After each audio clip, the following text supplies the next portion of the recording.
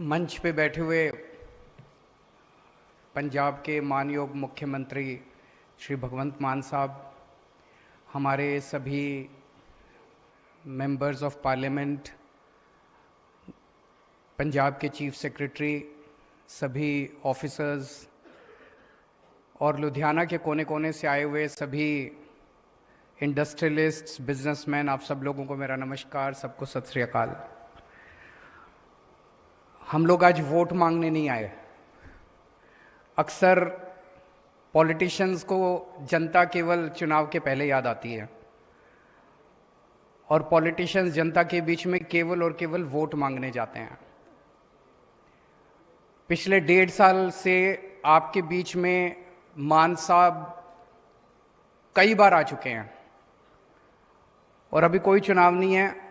जालंधर का चुनाव था, वो ख़त्म हो चुका है। आज हम आपके बीच में आपके काम करने के लिए आए हैं, आपकी समस्याएं सुनने के लिए आए हैं और आपके साथ कंधे से कंधा मिला के पंजाब का विकास करने के लिए आए हैं। आज हम वोट मांगने नहीं आए। अभी आदित्य जी ने एक जापान की बात की, काइजन शब्द की, वो कंटिन्यूस इम्प्रूवमेंट, उससे मुझे अपने एक पुरानी कहानी याद आ गई। मैंने आईआईटी खड़गपुर से मैकेनिकल इंजीनियरिंग की थी। 1989 में मैंने पास आउट किया था। इंजीनियरिंग में 3 साल के बाद आपको ऑन द जॉब ट्रेनिंग करने के लिए कहीं जाना पड़ता है किसी कंपनी में। तो 88 में मारुति उद्योग में मैंने ट्रेनिंग की थी 1-1.5 महीने की, और उस टाइम मारुति नई नई आई थी देश में, तो उसमें जापानीज़ का इंटरवेंशन बहुत था, बहुत सारे जापानी उसमें काम किया करते थे। वहाँ पे एक स्कीम थी, सजेशन बॉक्स स्कीम। जगह जगह बक्से लगे हुए थे और उस पर लिखा हुआ था सजेशन बॉक्स स्कीम। जापानियों का ये मानना था कि जो वर्कर शॉप फ्लोर पे काम कर रहा है, सबसे ज़्यादा उसको उसकी जानकारी है कि उस प्रोसेस को इम्प्रूव कैसे किया जा सकता है। बड़े बड़े मैनेजर, चेयरमैन, एमडी वगैरह, जितने जनरल मैनेजर हैं, उनको नहीं पता कि प्रोसेस को इम्प्रूव कैसे किया जा सकता है।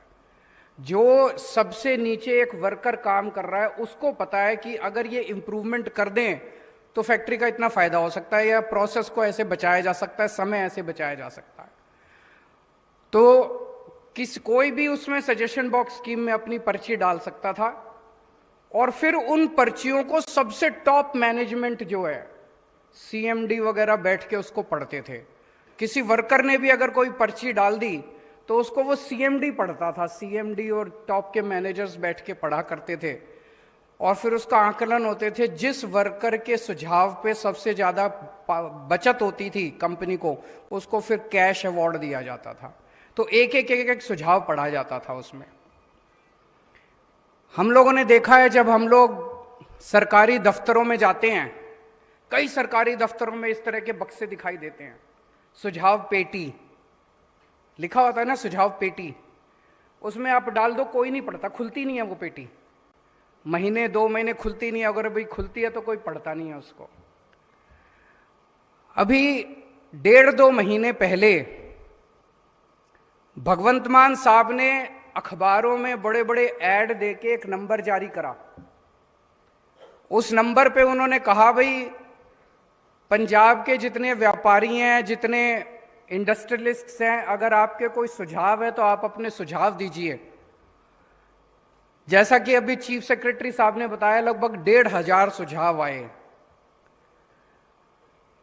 ये जो भगवंत मान साहब का नंबर था, ये कोई मामूली ऐरी गैरी किसी सरकारी सुझाव पेटी नहीं है, ये जापानी सजेशन बॉक्स स्कीम है।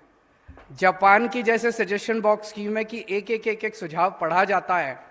यहाँ पे जितने आपके 1,500 सुझाव आए, एक सुझाव को चीफ सेक्रेटरी और चीफ मिनिस्टर ने खुद बैठ के पिछले 2 महीने में पढ़ा और पढ़ने के बाद उसके ऊपर निर्णय लिया। और वो निर्णय देने के बाद आज जो 58 अनाउंसमेंट, पॉलिसी अनाउंसमेंट्स जो किए गए हैं, एक पॉलिसी अनाउंसमेंट आप लोगों के सुझाव के ऊपर लिया गया है। कहने का मतलब केवल ये है कि हम आपके साथ कंधे से कंधा मिला के काम करना चाहते हैं, आपके सुझावों के हिसाब से हम आगे बढ़ना चाहते हैं। मैं परसों आया था पंजाब, परसों हम लोगों ने अमृतसर में एक शानदार स्कूल का उद्घाटन किया, उसके बारे में भी मैं चर्चा करूंगा। कल हम लोगों ने 2 जगह इसी तरह से इंडस्ट्रियलिस्ट के साथ मुलाकात की। किसी को यकीन नहीं हो रहा कि बिना चुनाव के, बिना इसके कैसे मुख्यमंत्री, और दिल्ली से भी मुख्यमंत्री, 2 मुख्यमंत्री शहर शहर में जाके लोगों से बात कर रहे हैं, इंडस्ट्रियलिस्ट से बात कर रहे हैं। आज तक कभी ऐसा हुआ ही नहीं था। किसी को यकीन नहीं हो रहा कि कभी ऐसा हुआ था कि पहले सुझाव मांगे गए और फिर इंडस्ट्रियलिस्ट के बीच में बिना चुनाव के, इंडस्ट्रियलिस्ट से की याद पहले तभी आती थी जब चुनाव के टाइम में पैसे की जरूरत होती, फंड रेजिंग के लिए बुलाते थे, अदरवाइज कोई नहीं बुला। किसी को यकीन नहीं हो रहा कि इस तरह का काम। हमारी सरकार बनी, हमने पंजाब की इंडस्ट्री के तौर पे क्या इनहेरिट किया पंजाब में? हमने इनहेरिट किया, कल अमृतसर में थे हम लोग, अमृतसर में स्टील और फाउंड्री की इंडस्ट्री काफ़ी हुआ करती थी। वहाँ पे एक व्यक्ति ने खड़े होकर हमें बताया, जी पहले 822 यूनिट होती थी, उनमें से केवल 126 बची हैं अब, बाकी सारी पंजाब से उठ के बाहर चले गई। ये हमने इनहेरिट किया कि सारी इंडस्ट्री पंजाब की, पंजाब छोड़ छोड़ के कोई मध्य प्रदेश जा रहा है, कोई हिमाचल प्रदेश जा रहा है, कोई कहीं जा रहा है, कोई कहीं जा रहा है। अभी कुछ लोगों ने अपनी बातों में कहा कि उनकी पॉलिसीज अच्छी हैं। बात केवल पॉलिसी की नहीं है, पॉलिसी हम भी अच्छी बनाएंगे, आप चिंता ना करो, आज तो ये शुरुआत है। ऐसी पॉलिसी बनाएंगे आप भूल जाओगे सबको। पॉलिसीज हम भी अच्छी बनाएंगे, बात पॉलिसीज की नहीं है। बात यह है कि ऐसा माहौल, एक्सटॉर्शन का माहौल था यहां पे पंजाब के अंदर कि नोचने को दौड़ते थे नेता अफसर कि इससे इतना, ये भी ले लो, ये भी लो। मैं जब पंजाब आता था चुनाव के दिनों में तो कहानियां सुनने को मिलती थी। एक कहानी सुनते थे कि कोई ब्रेड की कंपनी है, वहां से कोई निकले और हर ब्रेड के पैकेट के ऊपर कमीशन बांध दिया। एक कहानी सुनते थे कि किसी का एक रेस्टोरेंट था, उस रेस्टोरेंट पे नजर पड़ गई तो नेता ने कहा ये रेस्टोरेंट मेरे नाम पे कर दो, उसने मना किया तो उसके सामने फ्लाईओवर बना दिया, उसका गेट ही बंद हो गया। ऐसी ऐसी कहानियां, मतलब लोगों को डर लगता था कि यार हम सफल ना हो जाएं। अगर हम सफल हो गए तो हमारा पता नहीं हमारे से कितने पैसे फिरौती मांगेंगे, कितना लोग अपनी इंडस्ट्री उठा उठा के पंजाब के बाहर ले जा रहे थे। ये हम लोगों ने इनहेरिट किया था जब पंजाब को छोड़ छोड़ के इंडस्ट्री जा रही थी। आज 1.5 साल के बाद एक बड़ा काम हुआ है, एक बहुत बड़ा काम हुआ है। हवा का रुख बदलने लगा है। इंडस्ट्री, बाहर जो इंडस्ट्री गई थी वो वापस आने लगी है। अभी 3 दिन पहले अखबारों में आपने पढ़ा होगा, आसपास के स्टेट से 450 इंडस्ट्री उन स्टेट्स को छोड़ के पंजाब में आई है। पढ़ा आप लोगों ने? अभी राज्यसभा के अंदर एक प्रश्न उठा, प्रश्न पूछा गया कि पिछले 1 साल के अंदर किस राज्य के अंदर कितनी एमएसएमई रजिस्टर हुई है। आपको जान के ताज्जुब होगा, ये सेंट्रल गवर्नमेंट का आंकड़ा है। पिछले 1 साल में सबसे ज्यादा एमएसएमई पंजाब के अंदर रजिस्टर हुई है, 2,68,000, 2,79,000 एमएसएमई पंजाब के अंदर रजिस्टर हुई है। ये कोई छोटी बात नहीं है कि इस तरह की जो खबरें आ रही हैं। और अभी जो चीफ सेक्रेटरी साहब ने आपको प्रेजेंटेशन दिखाया उसमें बताया 3,500 नए प्रोजेक्ट्स, 3420 नए प्रोजेक्ट्स पंजाब के अंदर शुरू हो चुके हैं। बाहर से इन्वेस्टमेंट आ चुकी है, 50,000 करोड़ रुपए की इन्वेस्टमेंट। और ये 50,000 करोड़ रुपए की इन्वेस्टमेंट, इसमें 100 करोड़ की इन्वेस्टमेंट भी है, इसमें 2,000 करोड़ रुपए की इन्वेस्टमेंट भी है। छोटे इंडस्ट्रियलिस्ट भी हैं, बड़े इंडस्ट्रियलिस्ट भी हैं। 50,000 करोड़ रुपए की इन्वेस्टमेंट शुरू हो गई है, जमीनें खरीद ली हैं उन लोगों ने, काम शुरू कर दिया है। ये एमओयू नहीं है, फर्जी एमओयू नहीं है, जिसमें 2,86,000 बच्चों को नौकरियां मिलेंगी। 1.5 साल के अंदर अगर इतने बड़े स्केल के ऊपर पंजाब में इंडस्ट्री लग रही है तो हवा का, लोगों को विश्वास तो होने लगा है, लोगों को यकीन तो होने लगा है यार पंजाब बदल रहा है। अब पंजाब में इन्वेस्टमेंट हो सकती है। हमने इनहेरिट किया था एक एक्सटॉर्शन का एनवायरनमेंट, जब लोगों से पैसे छीने जाते थे, झपटे जाते थे। और जो आज माहौल है कि इंडस्ट्री बाहर से आ रही है, क्या बदला है?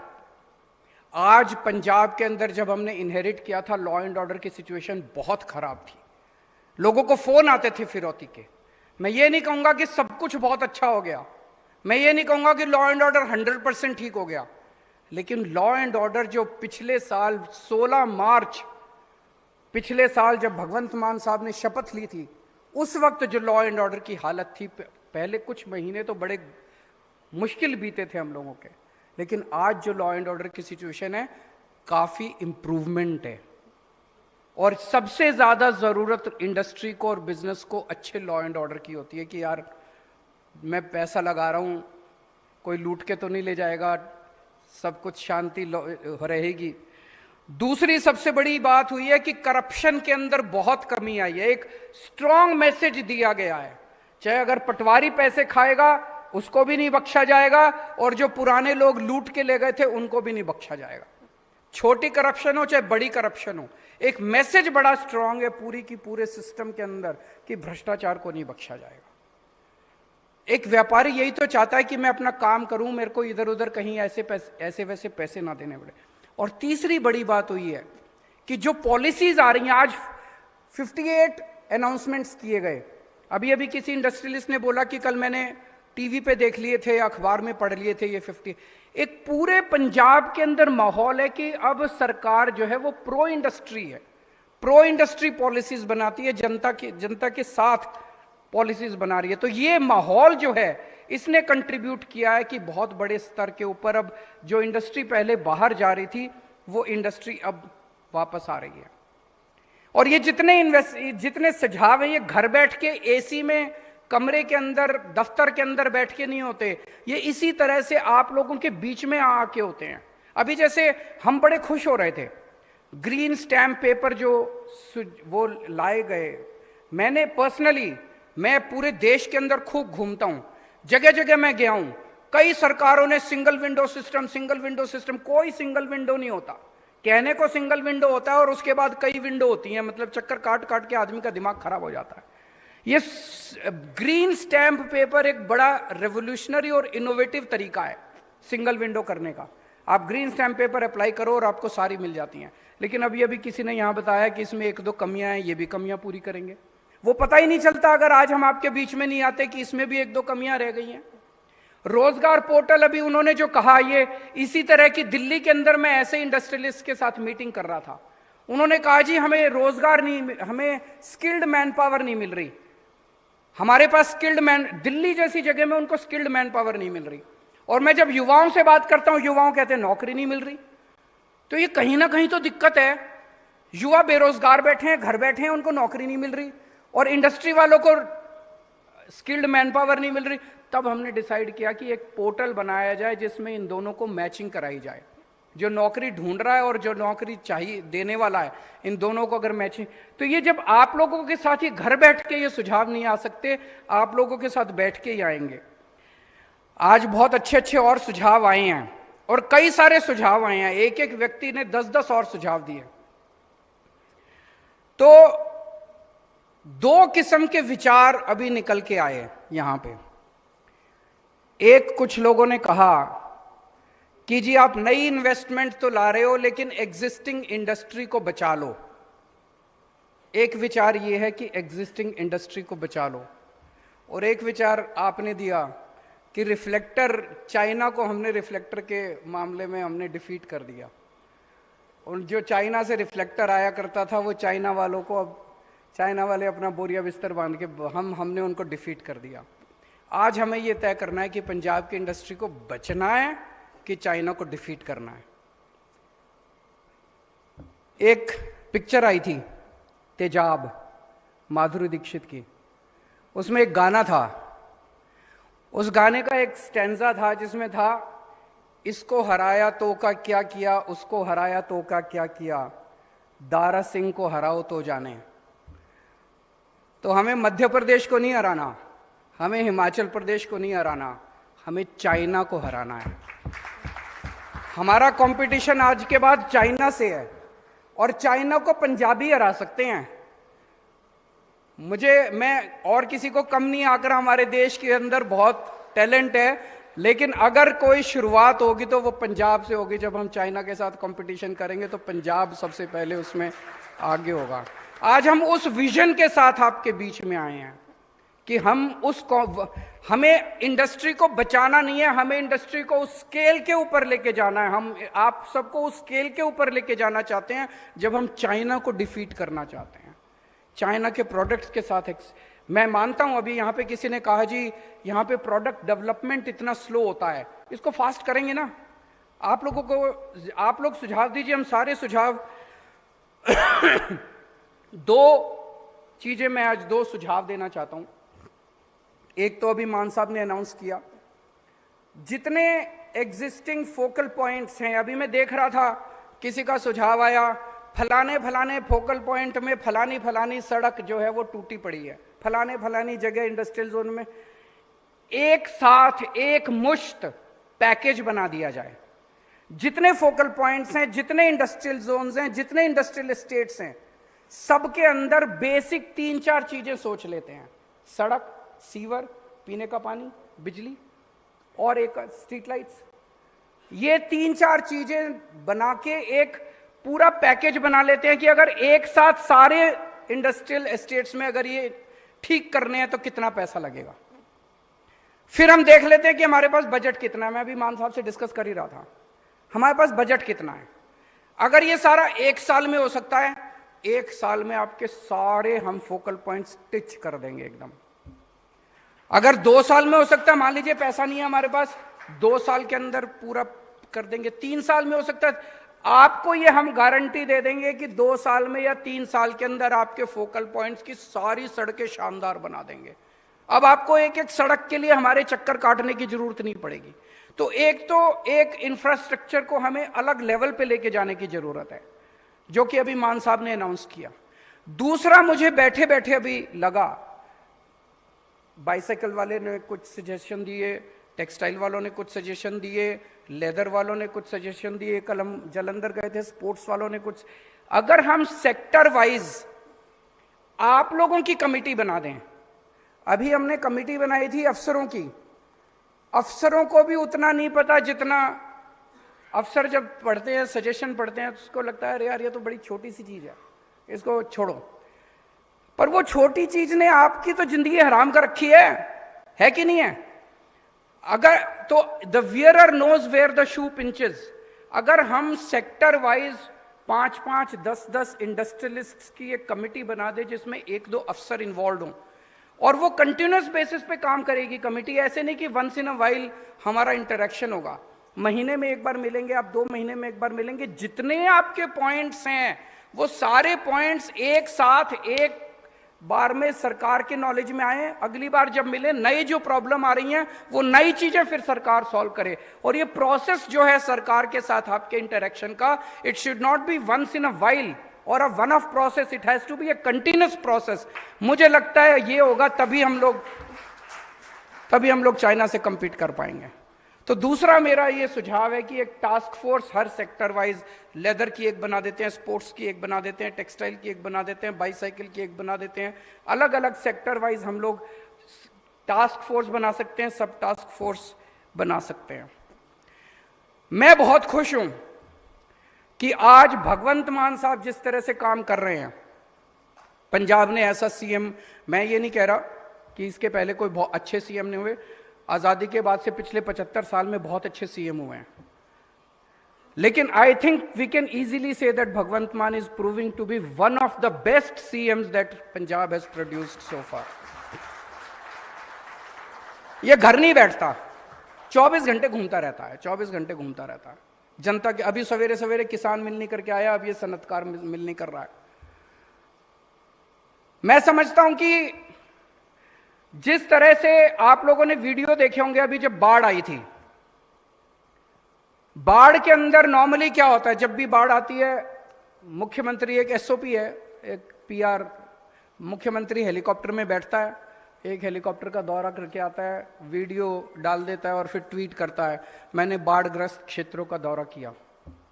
ये हेलीकॉप्टर में बैठ के नहीं गए, ये इन्होंने अपनी पैंट ऊपर करी और ये पानी में उतर गए, और पानी में उतर के ये एक्चुअली नाव में गांव गांव गए। और पता नहीं आपने वो वीडियो देखा कि नहीं देखा, ये एक्चुअली कई लोगों को अपनी नाव में बिठा के और उनको रेस्क्यू करा के लेके आए वापस।